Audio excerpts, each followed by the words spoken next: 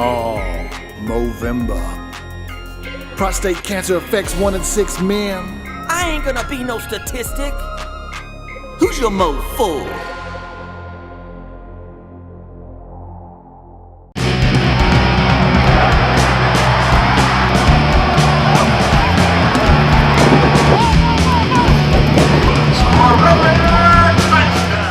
Welcome everybody to the UMC Health System Avalanche-Journal pregame show live from Boone Pickens Stadium in Stillwater, Oklahoma, where we're previewing Texas Tech and Oklahoma State Saturday at 2:30 p.m. I'm Nick Kosmiter along with Don Williams. Zach Long's going to join us a little bit later, as well as a special guest today. And Don, let's get right to it. Obviously, this has kind of been termed the battle for the Alamo. Whichever team wins this is going to have kind of the upper hand in that bowl game. But it's also a battle for pride after what happened to Texas Tech last season. No doubt about it, Nick. I've covered Texas Tech football for 26 years now, and that was one of the worst whippings that I've ever witnessed. As Oklahoma State, of course, knocking off Texas Tech last year, as all fans on both sides know, 66-6, which is kind of an infamous score in Red Raiders history at the time. It was the most points that the Red Raiders had ever allowed in a game, and then, of course, they go a couple of weeks later and give up the same amount to Baylor because the defense was so bad. With that said, though, I think most people are expecting a very different game on Saturday. Texas Tech is ranked, but is actually, depending on where you look, a 10 to 11-point underdog to the Oklahoma State Cowboys. And a lot of the Red Raiders, particularly the upperclassmen, guys like Seth Dagey and DJ Johnson, are very interested in atoning for the Oklahoma State debacle last year before they finished their careers. We just got whipped and out-coached, out-played, and I think we fumbled the ball in the end zone for a touchdown on the kickoff. It was one of those games you'd love to have back. It was an embarrassment, I think, for the entire program. I mean, they were probably the better football team last year. But there was no reason that it should have been that lopsided.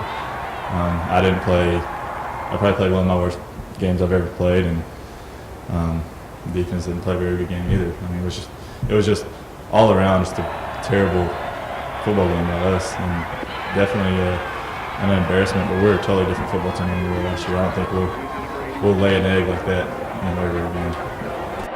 I tried to watch that up with my mom, man. That was a tough one, man. I've never, in my wildest dreams even, or nightmares even, imagine getting beat like that. You know what I mean? Knowing what this team is capable of, and that was just a difficult loss, man. It seemed like nothing was going right that entire season. You know, it seemed like just every ball bounced the opposite way. We couldn't just get it. And that has an effect. And then, a lot of people don't know, but this senior class hasn't got a victory against Oklahoma State as well. You know, people focus on like the UTs and things like that, but Oklahoma State's been a good football team for some time now. And they started to get credit and started to get respect, and it's about time they get their respect. But it's going to influence us or impact us to make us want to go out there and just grind harder, man. Go out there and play to the best of our ability. We remember what happened last year, and we definitely want to make sure that doesn't occur again. If possible, we want to reverse it and make it occur the other way. Okay, and now we're going to talk our 4 keys to the game between Texas Tech and Oklahoma State. And Don, why don't you get us started?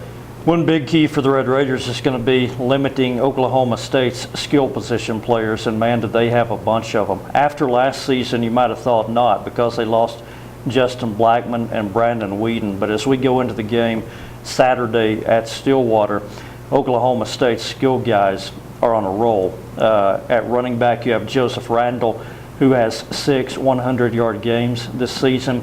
At one wide receiver spot, you have Josh Stewart, who the last 4 weeks is averaging 10 catches and more than 100 yards per game. He's top 10 nationally. And then at another wide receiver spot, you have Charlie Moore, who's another former Texas kid who has a streak of 5 games in a row with 1 touchdown catch. So the Cowboys are getting it both in the running game, and also the receivers are really on fire. And the Red Raiders have to keep these guys from just going off on them. Yeah, it seems like no matter who the quarterback is for Oklahoma State, they've used 3 different ones, they still have plenty of guys to get the ball to. Another key, I think, is touchdowns. Texas Tech needs to score those when they have the opportunity, and I know that sounds simple enough, but as well as Tech has moved the ball, it seems like between the 20s, Don, they've been scorching the turf, easily moving the ball. Seth Dagey had almost 500 yards passing last week. but there's been a lot of instances in the last 2 weeks where they get right down there on the doorstep and aren't able to put it in. And against some of the good teams that Texas Tech is playing, and Oklahoma State is certainly no exception, you have to capitalize on the opportunities that you have to score touchdowns, because as much as Tech's defense has improved, it's still going to give up points. So to stay in these games, you got to be able to do the same thing. They had 3 trips down inside the 15-yard line last week that came away with just a combined 6 points. That's just not getting the job done. They're going to have to score touchdowns a lot more frequently in order to kind of be where they need to be.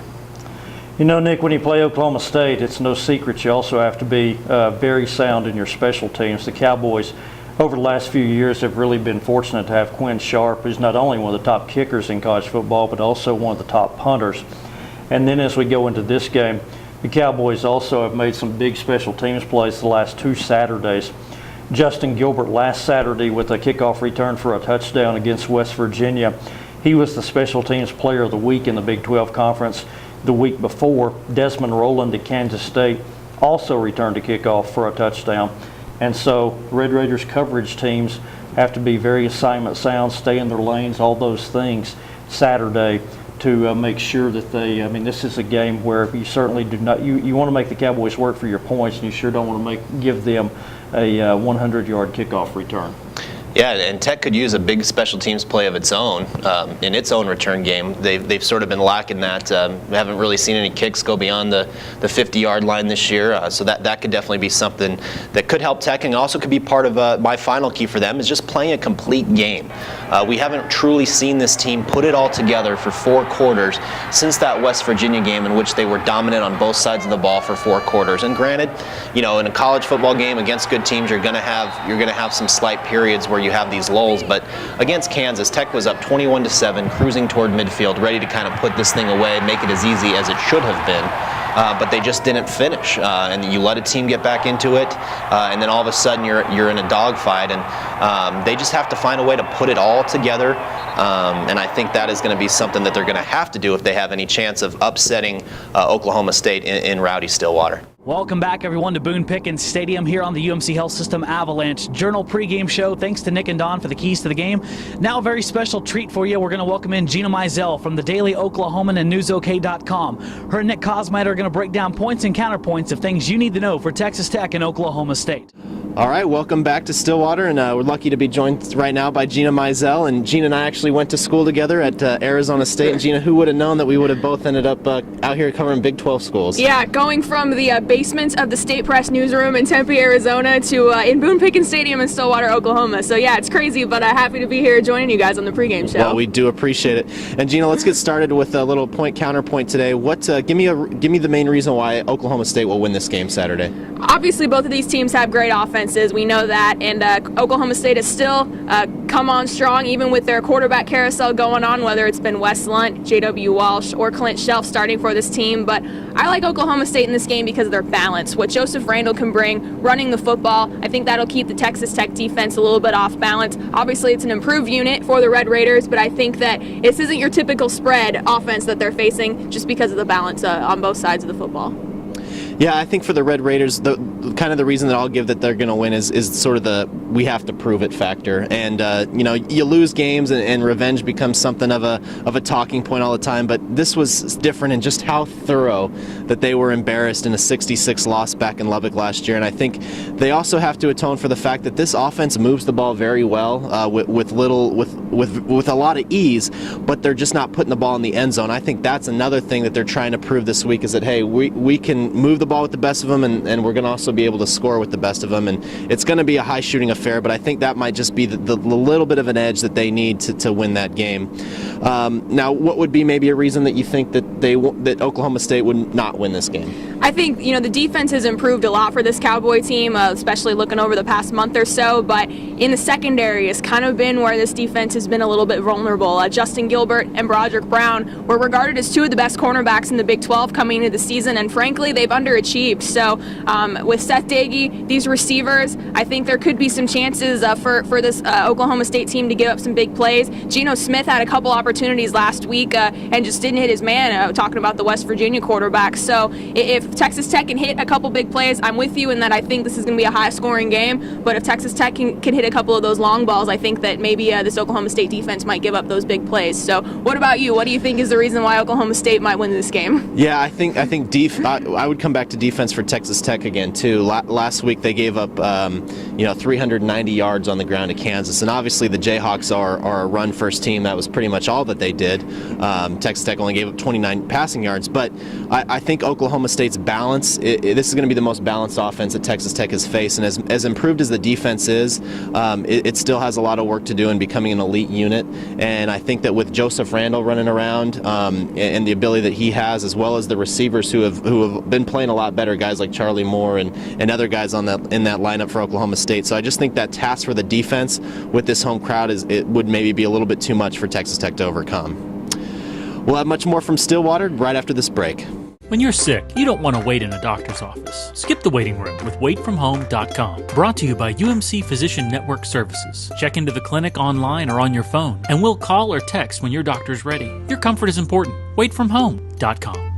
Welcome back, everyone. Now we're going to look at the Big 12 slate of games this week. Two teams off being Texas and TCU. We'll start with a game, Nick, maybe not a lot of interest in Iowa State and Kansas. Yeah, well, for the Cyclones, there's a little bit of intrigue here in that they still need to get bowl eligible. That's what they can do if they're able to beat Kansas. I think the Jayhawks have gotten a lot better each week, and obviously we saw them play a pretty darn good football game last weekend. Their running game is excellent. They're starting to play a lot better defense, so it is sort of surprising that they're winless still in the Big 12. However, until they do, I can't pick them. Iowa State, they're going to kind of get that bid to the Pinstripe Bowl or whatever it is, so I like the Cyclones, but it could go either way. Yeah, I think Iowa State a lot to play for a bowl bid, but I think Kansas breaks that streak. They get a Big 12 win at home on Senior Day. They rally behind Charlie Weiss. He's been asking for it all week. Maybe the players give the product to do that. I like Kansas, Don. It's possible. I'm impressed with just the fight and the resolve that the Jayhawks have. You would think that a team that has not won a Big 12 conference game since November 2010 would put out some more dud efforts, but that team continues to just really fight and scratch and claw. And they're going to break through at some point, but I think the difference in this game, as you guys alluded to, is Iowa State's got to get this one so that they can get bowl eligible. That's a good Iowa State football team, and I don't think that they want to waste this opportunity to get to 6 wins, so I'm taking Iowa State. Okay, Don, right back at you with the game before the season everyone really maybe thought would be the Big 12 title game, Oklahoma at West Virginia.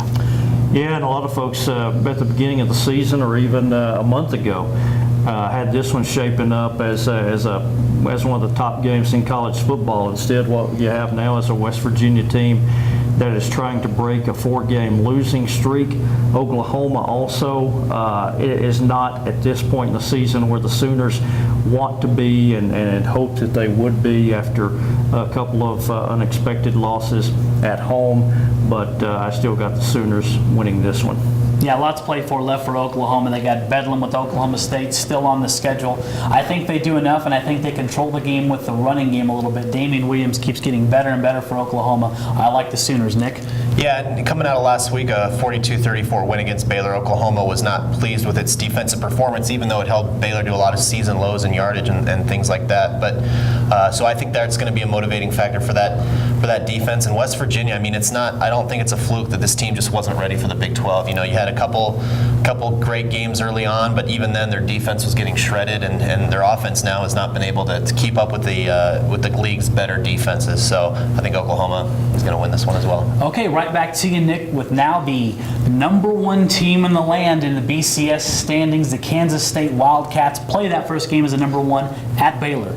Yeah, I mean, the Kansas State doesn't have letdowns, so there's no, I don't think, fear of this team, as little as any other team, of feeling like they've arrived or getting lackadaisical because of their standing. They're just too focused and too disciplined, and they're just too good. And Baylor's made some improvements as well, but again, that defense is just going to be no match for what Wildcats do on offense. You're dead on. There may be no better coach in college football at mentally keeping a team focused than Bill Snyder. Baylor does not have enough talent on defense to keep K-State from doing what they do best, which is punish you for mistakes and control the clock. Kansas State big. Don? Isn't it funny that at the beginning of this season or back in the summer, the majority opinion was that there's no way that anyone can go through the Big 12 conference schedule undefeated. And I think if you ask most people, a lot of people would have said the conference champion is going to have 2 losses in the Big 12. And now Kansas State can see the finish line with an opportunity to be 12-0. And I don't think, as you guys alluded to, that Baylor has the defense to keep Colin Klein and those guys in check on Saturday. So it's unanimous on this one. Kansas State here as they go to 11-0 and get within 1 win of that perfect regular season. And on that note, that'll close out our Big 12 predictions for the week. We'll be right back after this commercial break from Stillwater as we predict Texas Tech and Oklahoma State here on the UMC Health System Avalanche-Journal pregame show. Oh, Movember. Prostate cancer affects 1 in 6 men. I ain't gonna be no statistic. Who's your mo for? Welcome back, everyone, to Boone Pickens Stadium here in Stillwater. Gino Mizell from the Daily Oklahoman joins us again. Now it's time to pick this game that we're going to witness on Saturday between Texas Tech and Oklahoma State, and this week I'm going to get it started. And for me, I think the key factor in this game is that Texas Tech really, to me, has taken a step backwards 3 weeks in a row. They're really concerning. Last week, an improved Kansas team, but still just not a very good performance. Oklahoma State bounce really concerns me for Texas Tech. I just don't think Texas Tech right now mentally is right where it needs to be. They've had some distractions this week, which we already know about. I think Oklahoma State has enough to get it done at home here. I'm going to go 48-38 Oklahoma State. I think that what it comes down to is that as improved as the Texas Tech defense is, it is yet to fully shut down a potent offense, and that's exactly what we have here in Oklahoma State, a unit that puts up yards and points with the best teams in the country. And until the defense can prove that it can limit that with the struggles that Texas Tech has had in the red zone, I just don't think that they're going to be able to keep up with that offense. So I like the Cowboys 44-31. Gina? I also like the Oklahoma State Cowboys in this game. Number 1, because they're balanced on offense, and number 2, because this game is being held in Stillwater. So I think it will be a close game. I think we're going to see a shootout like we've mentioned several times before already on this show, but I like Oklahoma State to win 41-34. I think all of us are seeing the same game or a very similar game. One of the factors for me is that in this stadium on Saturday there's going to be a whole bunch of orange-clad people who are going to be screaming their heads off. It's the final home game for Oklahoma State's seniors. Now, I remember a setting like this back in 2005 when Texas Tech came in here and was an 8-1 football team, and Oklahoma State had lost 5 in a row, and those Oklahoma State seniors got jacked up and they beat Tech 24-17. So I think that'll be a factor. And you guys alluded to it also earlier. The Texas Tech defense that gave up no big plays for about 8 weeks this year has suddenly sprung a leak and given up a ton of big plays here in the last couple of weeks against Texas and then against Kansas as well. Red Raiders, this is not a good opponent to go against if you're trying to fix a problem like that with Oklahoma State's weapons such as Josh Stewart and Joseph Randall. So my score on this one is Oklahoma State 44, Texas Tech 35. Not a happy day for the Red Raiders. And speaking of not happy, probably most of Tech's fans after we all four just picked Oklahoma State. Gina, I want to thank you for taking time to join us here. And Gina Mizell, once again, is with the Daily Oklahoman. You can check out all of her work at newsok.com. We have her information right now at the bottom of the screen. Thanks so much for taking time to join us. Absolutely. Thanks for having me. That's going to do it for this episode of the UMC Health System Avalanche-Journal pregame show. For Gina Mizell, Nick Cosmiter, Don Williams, I'm Zach Long. We'll see you next time.